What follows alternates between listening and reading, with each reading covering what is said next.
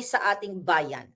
Pakisabi sa ating mga kababayan na ayaw po kaming bigyan ng permit ng Bulacan, hindi niya binanggit kung sinong mayor sa Bulacan, ng Bulacan Mayor. Kami po ay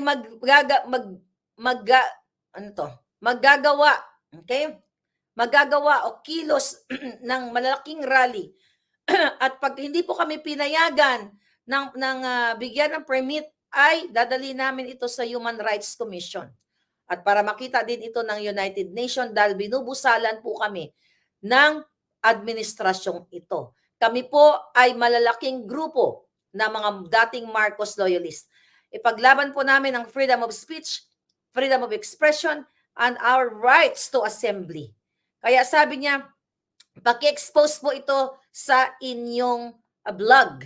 Kami po ay lalabas na. Kaso ayaw po kami bigyan ng